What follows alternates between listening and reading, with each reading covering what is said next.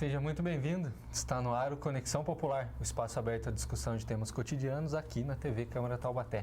Como sempre, aqui no estúdio, para colaborar nos questionamentos, a jornalista Tânia Vinhas e o chefe da TV Câmara, Júlio Rocha.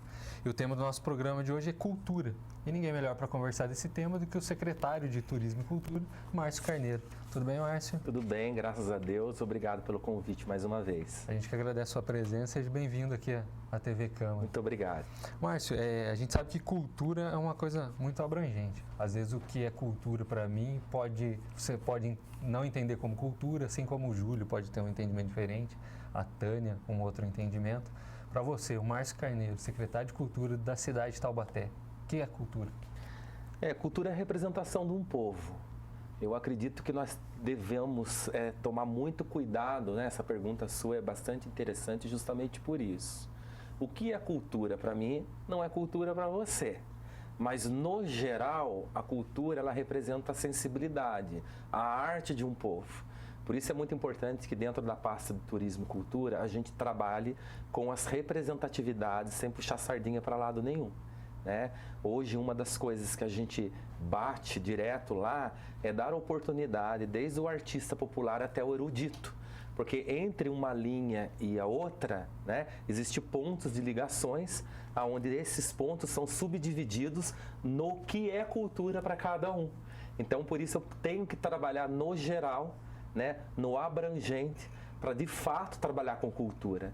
Eu não posso, por exemplo, ser tendencioso a ter de repente um governo, né, vamos dizer assim, uma administração que vá para o lado de um teatro, sendo que o próprio teatro tem várias subdivisões, como o teatro popular, o teatro erudito, a contação de história, entre outras coisas, onde cada tribo tem a sua representatividade, né?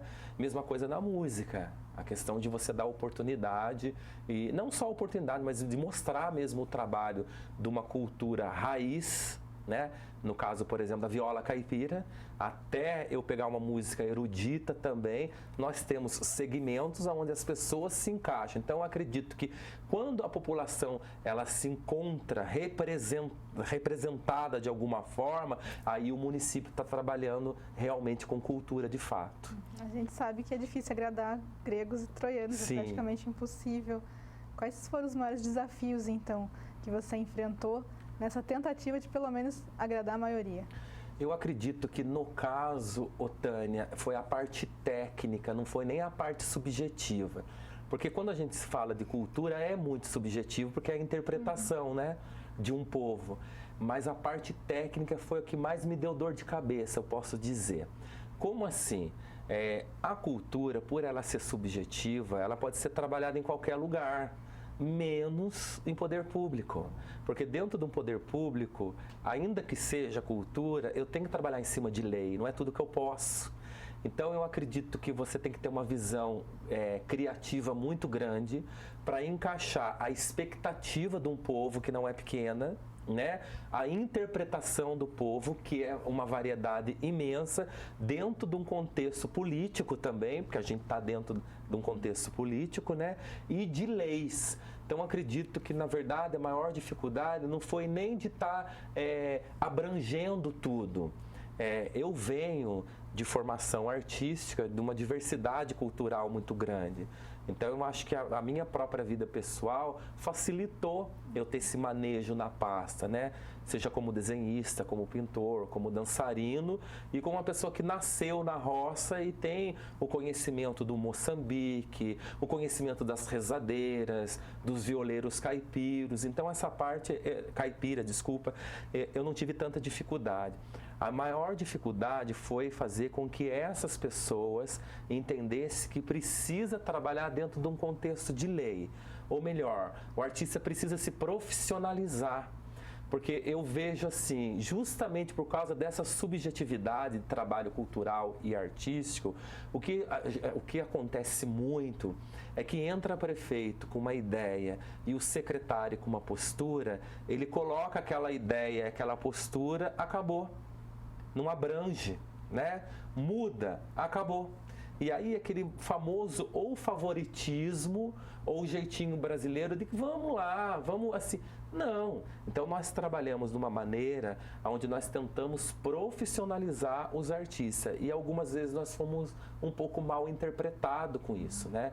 Então se hoje você vai apresentar numa festa de Quiririm, por exemplo, existe uma trajetória de papelada para se cumprir, para você de fato ser um artista, né, embasado na lei.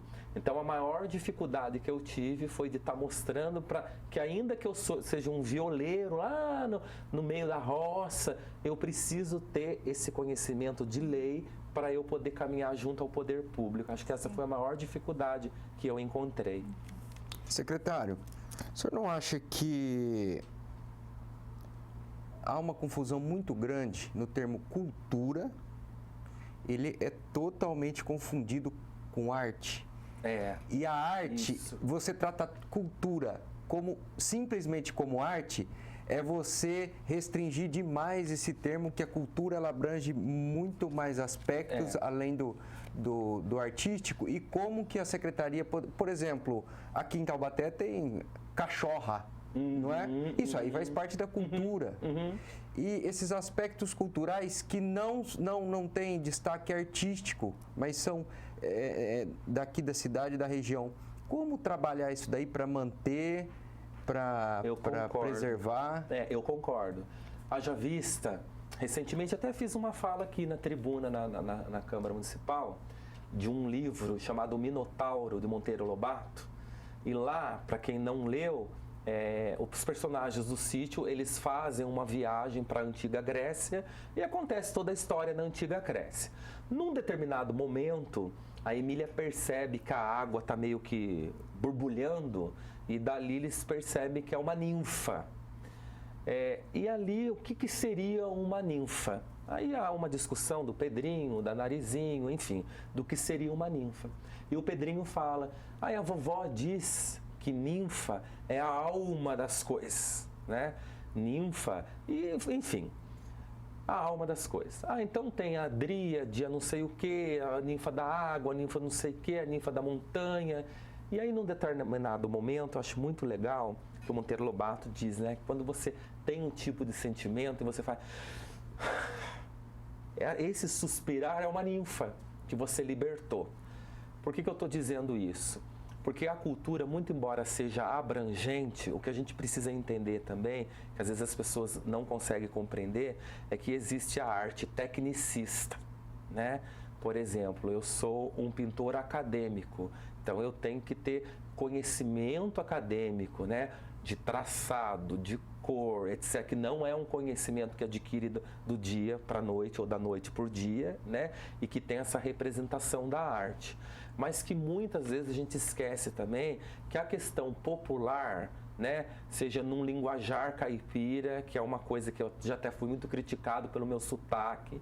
Eu disse, eu vou continuar preservando o meu sotaque, é puramente taubatiano, né? E esse linguajar caipira, a partir do momento que você toma essa decisão que eu tomei, de você tentar retratar uma história dos seus antecessores, eu acredito que é uma maneira de você fazer... e libertar a ninfa. Então, a partir do momento que você liberta essa alma das coisas, né, um sentimento, também tem um cunho artístico. Então, quando eu digo que a questão da cultura ter ligação direta com a arte, é isso, é a libertação das ninfas, conforme Monteiro Lobato diz. Não é brincadeira você conseguir ordenar tudo isso, né? Mostrar para as pessoas essa situação. Mas a gente consegue como? A gente consegue estando junto ao povo. Então, acho que um secretário de cultura, especialmente de cultura, né? Porque o turismo, ela é uma fonte que nasce, né, da cultura. A base é cultural. Então, um secretário que não tem um conhecimento, digamos assim, do teu povo, fica mais difícil, né? De você saber sobre um linguajar que fala de cachorra, por exemplo, cachorra, né? De falar um linguajar que, eita nós, que representa tantas coisas, entre outras coisas. Se a gente não tem esse conhecimento, a gente não consegue traçar um cronograma que faz com que o povo consiga compreender a situação cultural da cidade. Então, eu acredito que a partir do momento que você esteja junto do povo, você automaticamente já começa a trabalhar a questão cultural da cidade. Acho que nisso que você falou também tem um pouco daquela que às vezes é tratado como cultura aquilo que está longe da gente, né?